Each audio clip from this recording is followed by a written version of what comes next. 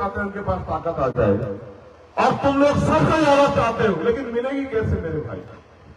क्या रात में ये रोड शो निकालने से मिल जाएगी, या गली गली मुझसे माथा टेकवा के खुद टेक के मिल जाएगी? बताओ। या अपनी जान को मोटरसाइकिल पे दांव पे लगा के मिल जाएगी? बताओ। या गाड़ी के ऊपर बैठ के मिल जाएगी? बताओ मेरे लोग। अगर मैं गलत हूं तो मुझे नकारो कि भाई आप गलत कह रहे हो, लेकिन मुझे बताओ कि जब तक आप अपने समाज को तैयार नहीं करोगे, भाईचारा नहीं बनाओगे, अपने समाज को दो दुश्मन का एहसास नहीं कराओगे, अपनी बहन बेटियों में विश्वास पैदा नहीं करोगे, उनके बीच जाके जो संघर्ष चल रहा है उसको नहीं बताओगे, तो कैसे जुड़ेगा समाज? बताओ। मुझे 10 साल हो गए घर से लड़ाई को लड़ते हुए, 10 साल। 11 जनवरी 2013 को छोड़ा था मैंने सही मायने में घर। और जो लोग हरियाणा के जाते हैं, हमारे देशराज जी, सोमनाथ जी, कमल भाई, जो हमारे यहाँ के अध्यक्ष हैं, वो जिले के प्रदीप, ये सब लोग जाते हैं, बहुत सारे लोग जाते हैं हमारे बिजली बोर्ड के, मेरे घर पर जाते हैं वो बेचारे मिलने के लिए। मैं ये चाहता था कि मैं जल्दी आपके बीच आ जाऊंगा, आपसे बहुत सारी बातें करूंगा। मेरे पास समय कम है और मेरे कंधों पे वजन ज्यादा है, जिम्मेदारी ज्यादा है।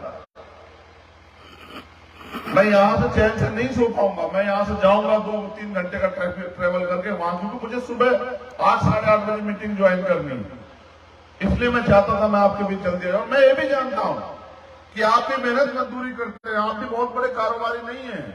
आप भी सुबह उठेंगे, अपने खेतों में अपने काम पे जाएंगे, जो बच्चे पढ़ रहे हो पढ़ेंगे, हमारी माए बहनें जो काम करती हैं, रोजगार करती हैं, पढ़ती हूं, हमारी बच्चियां निकलेंगी।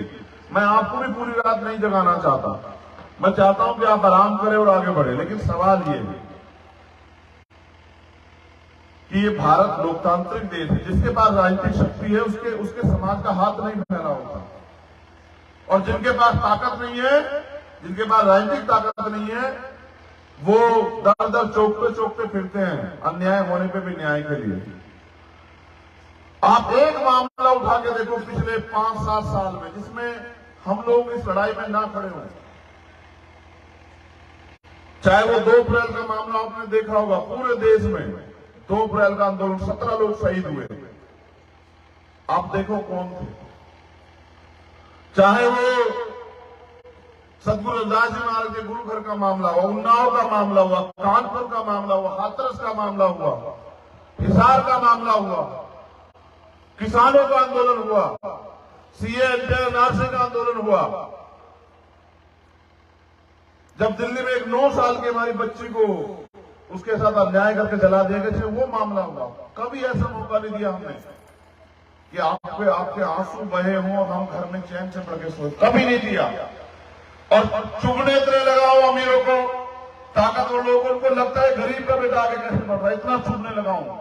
वो अपना काम नहीं करते, बस मुझे गाली देते रहते हैं, मेरे परिवार को, मेरी बहन को, मेरी मां को, मेरी पत्नी को, मेरे बच्चों को,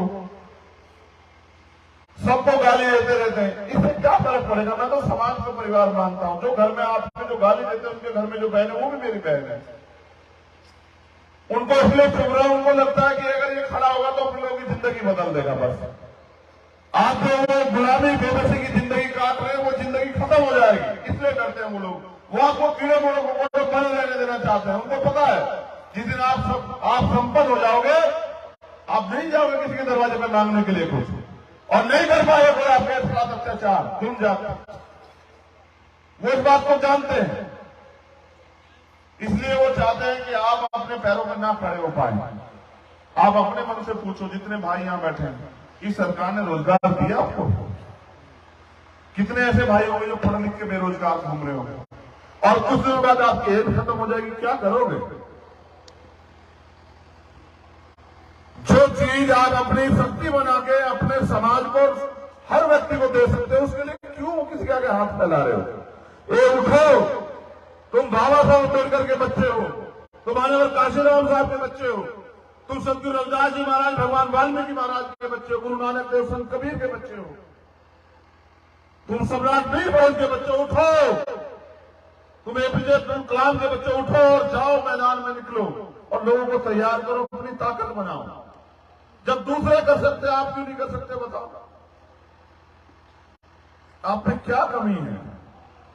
और जिनके अंदर देखो, जिनकी ताकत नहीं होती राजनीतिक ताकत, मैं बताता हूं तुम्हें वो नासिर और जुनैद याद है जो हमारे मुस्लिम समाज के लोग बैठे हैं और हरियाणा राजस्थान से उठा के लाए, और क्या अन्याय नहीं साउंड बच्चों ने, उनको मारा गया। और जब मरने की हालत में आ गए और पुलिस ने मना कर दिया कि हमने, तो उनको जिंदा जला दिया गया। तुम्हारी रूह नहीं काफी? तुम्हें महसूस नहीं हुआ कि तुम कितने का कमजोर हो इस प्रदेश में?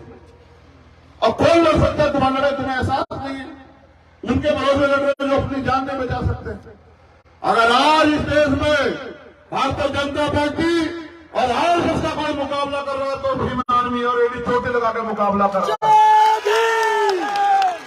और इतने दर्द है उन लोगों को, इतनी तकलीफ है कि मध्य प्रदेश में पूरा संगठन जाके कहता है कि भीम आर्मी के लोगों को उनको नुकसान पहुंचाओ। क्या नुकसान पहुंचाओगे? ये याद रखना मेरे लोगों, एक चंद्रशेखर आजाद मरेगा, 1000 चंद्रशेखर आजाद पैदा होंगे। तुम्हें नहीं पता कि हम किस नस्ल के लोग हैं। हम वो लोग हैं कि बंजर